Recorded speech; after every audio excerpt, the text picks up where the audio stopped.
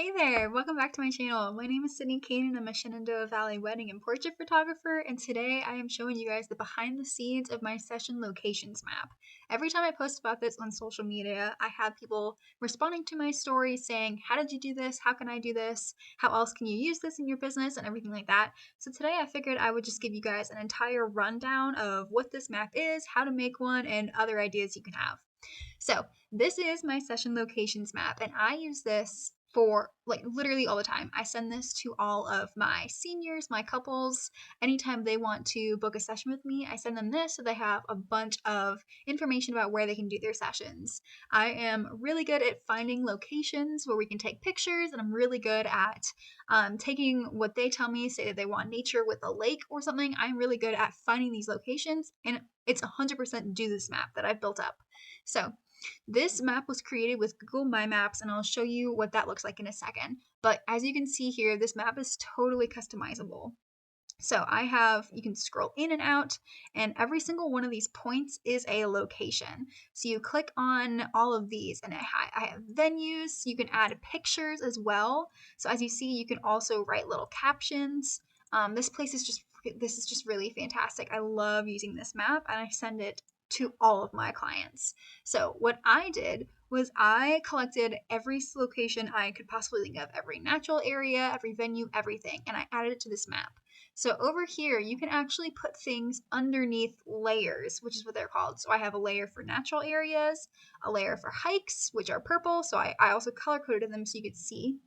I have a layer for Skyline Drive overlooks because I love Skyline Drive, and I put my favorite overlooks, and almost all of them have pictures on them.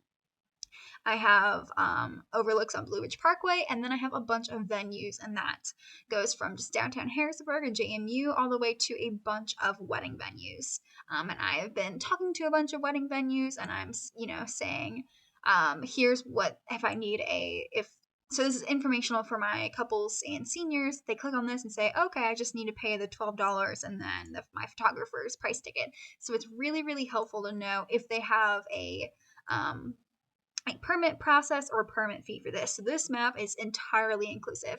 And what's really cool about this is, say that you only want natural areas. So you can go over here and you can uncheck hikes and they all disappear. You can uncheck Skyline Drive, Blue Ridge Parkway, and venues. And now all that's left are all these natural areas. So I tell my couples and seniors, I'm like, if you're overwhelmed, just collapse all the layers and it looks a lot less, because this is over 100 locations that I have for them. So this is my session locations map. I absolutely love using it. I go to it all the time when I want to have an adventure. It's just a really cool resource, and I think it really makes me stand out as a photographer. So if you're a photographer, I highly suggest making your own map to send to your people. So I'm going to show you guys how to make a map now. So you're going to go to Google and you're going to go to mymaps.google.com. And so you see these are all the maps I have. So I have my session locations map. I'm planning for Europe and Spain and traveling, where I'm adding landmarks and things I want to go to. I'm same for North America. I have U.S. national parks, Virginia state parks, and then this one's really fun. I'll just show you guys this. I have all of the vineyards around here I want to go to.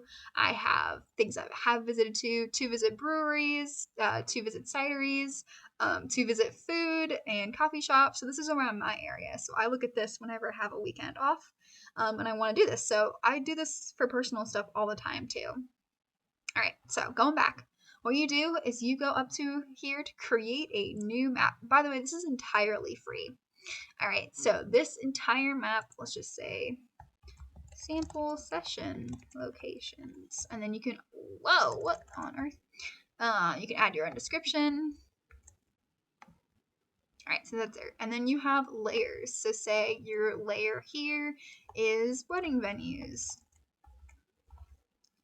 Have a layer. You can add another layer. So I will add natural areas.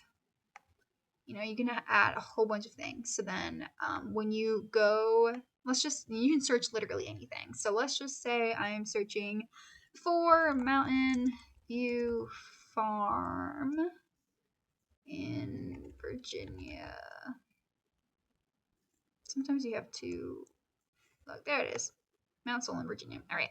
So say you have it, right? So I want this to go under wedding venue. So you need to make sure you click on this. The blue is right there. You can also drag and drop in case you did it wrong. Let's say I did do it wrong. So what you do is once you click on it, you click add to map and it's going to pop up right there. And from here, you can edit, you can change the style, so you can change colors. Not only that, but you can do a billion different icons. So you saw when I was showing all the foods and stuff, I had for wineries, I had like a little wine glass. You can change all this so it's like super personalized.